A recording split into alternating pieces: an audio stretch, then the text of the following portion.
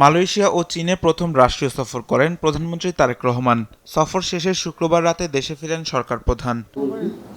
প্রধানমন্ত্রী তারেক রহমানের এই সফরের বিভিন্ন দিক তুলে ধরতে শনিবার সংবাদ সম্মেলন করে পররাষ্ট্র মন্ত্রণালয়।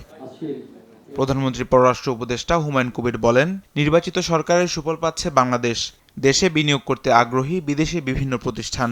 বাংলাদেশের vast majority of the people he has influenced and convinced through a democratic elections to give him a overwhelming mandate. So this has propelled him into an international, regional leader. Stress that the visit of Honorable Prime Minister Tariq Rahman will forge a strong partnership between the two respective countries. পররাষ্ট্রমন্ত্রী doctor Khalilur Rahman বলেন, প্রধানমন্ত্রীর এ সফর দেশের অগ্রযাত্রার বড় স্বাক্ষর। জানান, পুনরায় বাংলাদেশের কর্মী নেয়ার আশ্বাস দিয়েছে মালয়েশিয়া। বাংলাদেশি কর্মী নিয়োগ পুনরায় শুরু, দক্ষ কর্মী প্রেরণ এবং অনিয়মিত শ্রমিকদের বৈধকরণ বিষয়গুলি, বিশেষ করে ৮,০০০ শ্রমিকের কর্মে যোগদানের বিষয়টি মালয়েশিয়ার প্রধানমন্ত্রী আশ্বাস দিয়েছেন। আঞ্চলিক বিষয়ে আমরা আসিয়ান সেক্টরাল ডায়ালগ পার্টনার হিসাবে অন্তর্ভুক্ত হওয়ার জন্য সচেষ্ট আছি এবং মালয়েশিয়া এই বিষয়ে তাদের দৃঢ় সমর্থন আমাদেরকে দেবেন বলে জানিয়েছেন।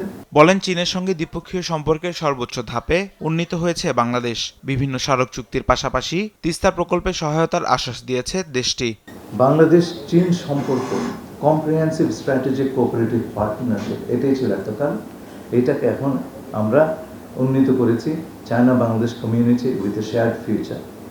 এটা হচ্ছে চীনের সঙ্গে অন্য দেশের বাইলাটারাল সম্পর্কের সর্বোচ্চ লেভেল। তিস্তা নদীর ব্যাপক ব্যবস্থাপনা ও পুনরুদ্ধার প্রকল্প এর উল্লেখযোগ্য অগ্রগতি হয়েছে।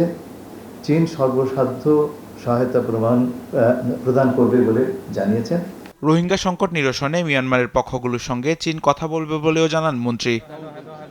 তামিম মাহবুব, দেশ টিভি, ঢাকা।